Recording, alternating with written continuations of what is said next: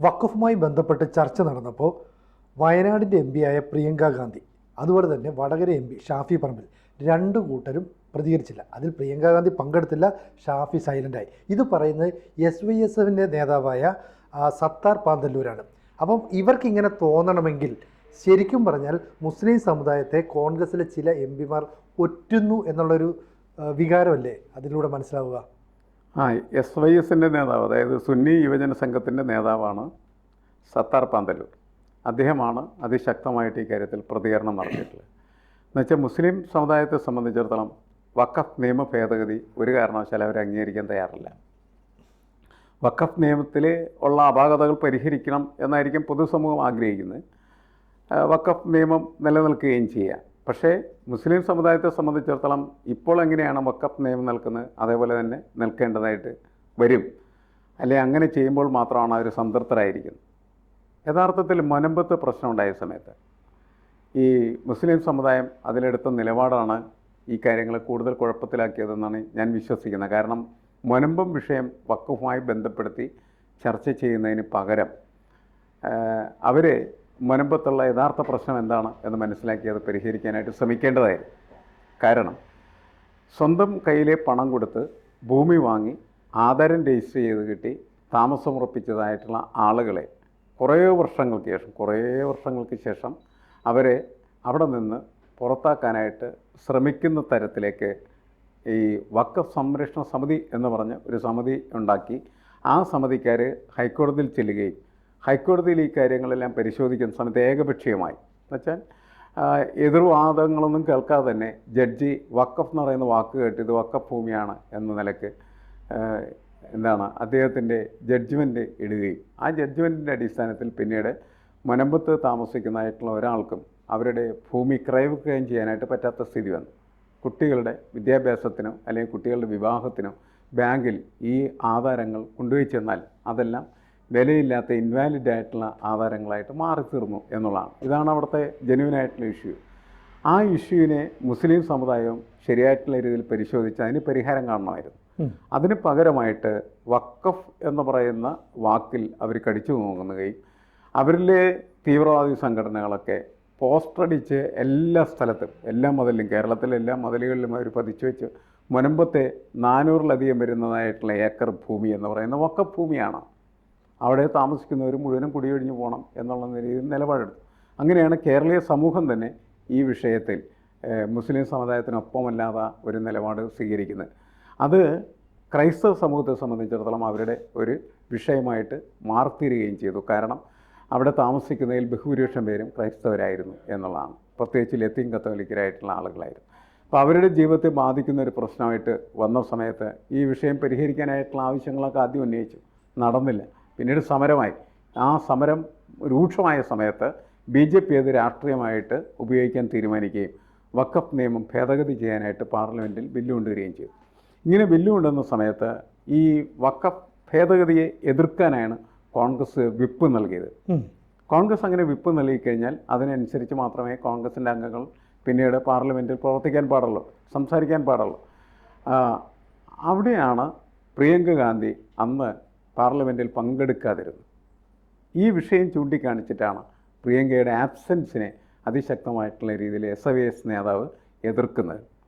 കാരണം ഇത് മുസ്ലിം സമുദായത്തെ ഒറ്റുകൊടുക്കുന്നതിന് തുല്യമായി തീർന്നിരിക്കുന്നു എന്നാണ് അദ്ദേഹത്തിൻ്റെ പ്രഖ്യാപനം. അതിൻ്റെ കാരണമുണ്ട്. കാരണം മലപ്പുറം ജില്ലയിലെ ഏതാനും നിയമസഭാ മണ്ഡലങ്ങളും വയനാട് ജില്ലയിലെ ഏതാനും നിയമസഭാ മണ്ഡലങ്ങളോട് ചേരുമ്പോഴാണ് വയനാട് ലോക്സഭാ മണ്ഡലം ഉണ്ടാകുന്നത്. അതായത് മുസ്ലിം സമുദായത്തിന് ഏതാണ്ട് മൃഗീയ ആധിപത്യമുള്ള ഭൂരിപക്ഷം കിട്ടുന്ന ഒരു മേഖല.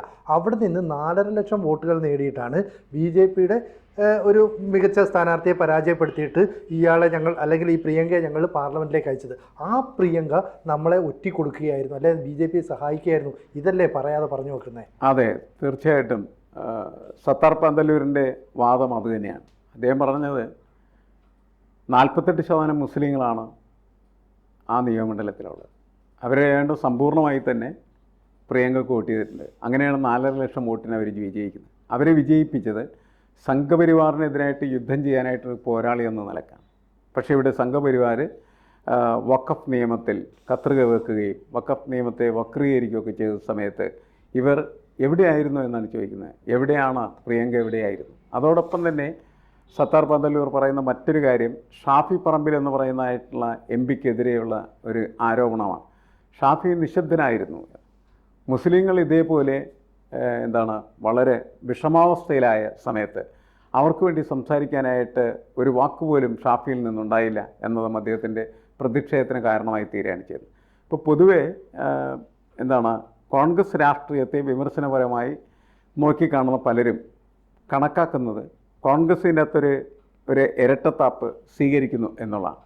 അതായത് നോർത്ത് ഇന്ത്യയിൽ സോഫ്റ്റ് ഹിന്ദുത്വ, മൃദു ഹിന്ദുത്വ സമീപനമാണ് കോൺഗ്രസിൻ്റേത്.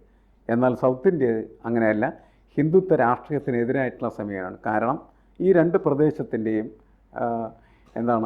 രാഷ്ട്രീയ ഭൂമിശാസ്ത്രം വ്യത്യസ്തമാണ്. നോർത്ത് ഇന്ത്യയിൽ അവർക്ക് ഹിന്ദുക്കൾക്കൊപ്പം നിൽക്കേണ്ടത് ആവശ്യമാണ്. സൗത്ത് ഇന്ത്യയിൽ പക്ഷേ അങ്ങനെ ഹിന്ദുത്വ രാഷ്ട്രീയത്തിനൊപ്പം നിന്നില്ല എങ്കിൽ പോലും കോൺഗ്രസിൻ്റെ രാഷ്ട്രീയമായി മുന്നോട്ട് പോകാനായിട്ട് കഴിയും. ഇത് ഒരു ഇരട്ടത്താപ്പായിട്ടാണ് കണക്കാക്കപ്പെടുന്നത്. ആ ഇരട്ടത്താപ്പിൻ്റെ ബലിമൃഗങ്ങളായിട്ടാണ് യഥാർത്ഥത്തിൽ ഈ രണ്ട് എം പിമാരും മാറിയിരിക്കുന്നതെന്നാണ് പൊതുവെ വിലയിരുത്തപ്പെടുന്നത്. ശരിക്കും പറഞ്ഞാൽ വടകരയിൽ നിന്ന് ജയിച്ച ഷാഫി പറമ്പിൽ അന്ന് പറഞ്ഞിരുന്നു ഈ ഷാഫി പറമ്പിൽ അനുകൂലമായ വോട്ട് മുഴുവൻ മുസ്ലിം സമുദായത്തിൻ്റെ പിന്തുണ കൊണ്ട് കിട്ടിയതാണ്. അന്ന് ഒരു വലിയ വിവാദമൊക്കെ ഉണ്ടായിരുന്നു. ടീച്ചറമ്മ എന്ന് പറയുന്ന കെ ശൈലജയ്ക്കെതിരെ ചില ആരോപണങ്ങൾ വരുന്നു, അവർ ചില കൃത്രിമമായ മെസ്സേജ് സൃഷ്ടിച്ചു. ഇതെല്ലാം സത്യത്തിൽ ഓർഗനൈസ് ചെയ്തത്, എക്സിക്യൂട്ട് ചെയ്തത് ഇതെല്ലാം തന്നെ പറഞ്ഞാൽ മുസ്ലിം സമുദായവുമായി ബന്ധപ്പെട്ട ആളുകളാണ്. അപ്പോൾ ഷാഫി പറമ്പിൽ എന്ന് പറയുന്ന ഒരു സ്ഥാനാർത്ഥിയെ വടകരയിൽ അവതരിപ്പിക്കാൻ തന്നെ കാരണം മതത്തിൻ്റെ ഇക്വേഷൻ തന്നെയായിരുന്നു. അതേ ഷാഫി പറമ്പിൽ ഈ ലോക്സഭയിൽ വളരെ സൈലൻ്റായി എന്ന് പറഞ്ഞാൽ എന്തായിരിക്കും അതിനോട് ഉദ്ദേശിക്കുന്നത്? അല്ല, അവരുടെ പ്രശ്നം അത് തന്നെയാണ്. കാരണം അവിടെ മുരളീധരനെ വടകരയിൽ നിന്ന് മാറ്റുന്നത് ഈ പുതിയ തെരഞ്ഞെടുപ്പ് കാലത്ത് മുസ്ലിം സമുദായത്തിൻ്റെ പൂർണ്ണമായിട്ടുള്ള പങ്കാളിത്തവും അതേപോലെ തന്നെ സപ്പോർട്ടും കോൺഗ്രസിന് ലഭിക്കണമെങ്കിൽ അവിടെ ഒരു മുസ്ലിം സ്ഥാനാർത്ഥി വേണം എന്ന ആവശ്യത്തിൻ്റെ അടിസ്ഥാനത്തിലാണ് ഷാഫി പറമ്പിലിനെ അവിടെ മത്സരിപ്പിക്കാനായിട്ട് തീരുമാനിക്കുകയും മുരളീധരനെ ഒരു നായരായിട്ടുള്ള മുരളീധരനെ അവിടെ നിന്ന് പിൻവലിക്കുകയും ചെയ്തു. അത് തന്നെയായിരുന്നു എൻ്റെ രാഷ്ട്രീയം. അപ്പോൾ മുസ്ലിങ്ങൾ അറിഞ്ഞ് വോട്ട് ചെയ്യുകയും ഷാഫിയെ വൻഭൂരിപക്ഷത്തിൽ അവിടെ നിന്ന് വിജയിപ്പിക്കുകയൊക്കെ ചെയ്തു. നേരത്തെ അതൊരു ഇടതുപക്ഷ നിയമമണ്ഡലമായിരുന്നു. കുറേ കാലം ഉണ്ണികൃഷ്ണൻ എന്ന് പറയുന്നതായിട്ടുള്ള ഒരു നേതാവ് തന്നെയാണ് വടകരയിൽ നിന്ന് ജയിച്ചുകൊണ്ടിരുന്നിരുന്നത്. അപ്പോൾ അങ്ങനെയുള്ള ആ വടകരയെ കോൺഗ്രസിൻ്റെയോ അല്ലെങ്കിൽ UDFൻ്റെയോ ഒരു കേന്ദ്രമായിട്ട് മാറ്റിയെടുക്കാനായിട്ട് മുസ്ലിം സമൂഹത്തിൻ്റെ ഒരു ധ്രുവീകരണം, മുസ്ലിങ്ങൾ മുഴുവനായിട്ട് വോട്ട് ചെയ്യുന്നൊരു സാഹചര്യം അവിടെ ഉണ്ടാകേണ്ടതാണ്. അതുണ്ടായിട്ടുണ്ട്. ആ ഉണ്ടായതിൽ പ്രവർത്തിച്ചിരുന്ന ഒരാളായിരിക്കണം ഈ SYSൻ്റെ നേതാവ് എന്നാണ് ഞാൻ കണക്കാക്കുന്നത്. അതുകൊണ്ട് അദ്ദേഹത്തിന് അങ്ങനെ തോന്നുകയാണ് ചെയ്യുന്നത്. വളരെ കഷ്ടപ്പെട്ട അല്ലെങ്കിൽ ഏറ്റവും ബുദ്ധിമുട്ടേറിയ ഒരു സാഹചര്യത്തിൽ മുസ്ലിം സമുദായത്തെ സമയത്ത് നിശബ്ദനായിരുന്നുകൊണ്ട് തങ്ങളെ ഒറ്റുകയായിരുന്നു ഷാഫി എന്ന് അയാൾ പറയുന്നതിന് കാരണം അതാണ്. ഈ മതവും രാഷ്ട്രീയമായിട്ട് കെട്ടുപിണർന്ന് കിടക്കുന്ന ഈ സാഹചര്യം ഇതേപോലെയുള്ള ഒരുപാട് പ്രശ്നങ്ങളെ വീണ്ടും നമ്മുടെ സമൂഹത്തിലേക്ക് കൊണ്ടുവരും എന്നാണ് എനിക്ക് തോന്നുന്നത്. ഇപ്പോൾ കേരളത്തിൽ നിന്ന് പോയ മറ്റ് UDF MPമാരെല്ലാം തന്നെ അല്ലെങ്കിൽ ഈ പറയുന്ന വഖഫ് നിയമ ഭേദഗതിക്കെതിരെ ഘോരഘോരം സംസാരിക്കുകയും അതിനെ എതിർക്കുകയും ചെയ്തു. പക്ഷേ ലോക്സഭയിലെ പ്രതിപക്ഷ നേതാവ് എന്നറിയപ്പെടുന്ന രാഹുൽ ഗാന്ധി പോലും അവിടെ നിശബ്ദത പാലിച്ചു. അപ്പോൾ രാഹുൽ, പ്രിയങ്ക, ഈ ഷാഫി പറമ്പിൽ, സോണിയ ഇവരൊക്കെ തന്നെ ഒരു സംശയാസ്പദമായ മൗനം പാലിക്കുന്നുണ്ട്. കാരണം ഇത് വോട്ട് ബാങ്ക് രാഷ്ട്രീയത്തിന് വേണ്ടിയിട്ടാണോ അതോ ഒരു പക്ഷേ BJPയുമായിട്ടുള്ള ഒരു സമരസപ്പെടലിൻ്റെ സൂചനയാണോ? അല്ല, ഇത് നേരത്തെ സൂചിപ്പിച്ചതുപോലെ ഉത്തരേന്ത്യൻ രാഷ്ട്രീയവും ദക്ഷിണേന്ത്യൻ രാഷ്ട്രീയവും രണ്ടാണ്. ഉത്തരേന്ത്യൻ രാഷ്ട്രീയത്തിൽ സ്വാഭാവികമായിട്ടും ഒരു മൃദുഹിന്ദുത്വ സമീപനം സ്വീകരിക്കാതെ കോൺഗ്രസിന് മുന്നോട്ട് പോകാനായിട്ട് കഴിയില്ല. നമുക്ക് നേരത്തെ രാമക്ഷേത്ര നിർമ്മിതിയുമായി ബന്ധപ്പെട്ട കാര്യങ്ങളിലൊക്കെ എന്താണ് ഉത്തർപ്രദേശിലെ കോൺഗ്രസ്സുകാർ ചെയ്തതെന്ന് നമുക്കറിയാവുന്നതാണ്. ആ മൃദു ഹിന്ദുത്വ സമീപനത്തിൽ നിന്ന് അവർക്ക് മാറാനായിട്ട് കഴിയില്ല. എന്നാൽ ദക്ഷിണേന്ത്യ പൊതുവെ അങ്ങനെ മൃദു ഹിന്ദുത്വ സമീപനമുള്ളവരല്ല. പ്രത്യേകിച്ച് അവർ സംഘപരിവാർ രാഷ്ട്രീയത്തിനെതിരായിട്ട് നിൽക്കുന്ന മാനസികാവസ്ഥയുള്ളവരാണ്.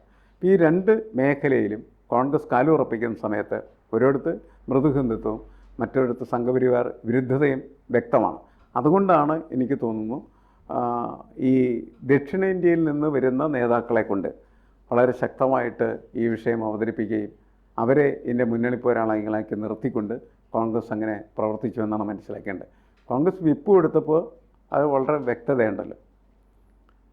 വഖഫ് ബില്ല് ഭേദഗതിക്കെതിരായിട്ട് സംസാരിക്കാനായിട്ട് എല്ലാ കോൺഗ്രസ് MPമാർക്കും വിപ്പ് കൊടുക്കുകയാണ് ചെയ്യുന്നത്. അതിനനുസരിച്ച് അവർ പ്രവർത്തിക്കുകയും ചെയ്തു. പക്ഷേ അതിൽ നിശബ്ദരായവരും അതേപോലെ തന്നെ ആബ്സെൻ്റ് ആയവരും മുസ്ലിങ്ങളാൽ ചോദ്യം ചെയ്യപ്പെടുന്നു എന്ന് മാത്രം. ഇപ്പോൾ SYSൻ്റെ ഈ നേതാവിൻ്റെ ചൂട് പിടിച്ച് നാളെ ഒരുപക്ഷെ കൂടുതൽ സംഘടനകളും നേതാക്കളുമൊക്കെ മുസ്ലിം സമുദായവുമായി ബന്ധപ്പെട്ടവർ ഈ ഷാഫിക്കെതിരെയും പ്രിയങ്കയ്ക്കെതിരെയും ഒക്കെ ആയിട്ട് രംഗത്ത് വരാനുള്ള സാധ്യതയുണ്ട്. അതായത് BJPയെ പിന്തുണച്ചു ഇവർ എന്ന് പോലും പരാമർശിക്കപ്പെട്ടേക്കാം. അങ്ങനെയൊക്കെ അതിൻ്റെ ചർച്ചകൾ പോകാനുള്ള സാധ്യത കൂടുതലാണ്. ഒറ്റുകൊടുക്കലും അതേപോലെ തന്നെ BJPക്കൊപ്പം നിൽക്കലും എന്നൊക്കെ പറഞ്ഞ് അത് വ്യാഖ്യാനിക്കപ്പെടും. കൂടുതൽ വാർത്തകളും വിശേഷങ്ങളും നിങ്ങളിലേക്ക് എത്താൻ ABC മലയാളം സബ്സ്ക്രൈബ് ചെയ്യുക, ബെൽ ബട്ടണും അമർത്തുക.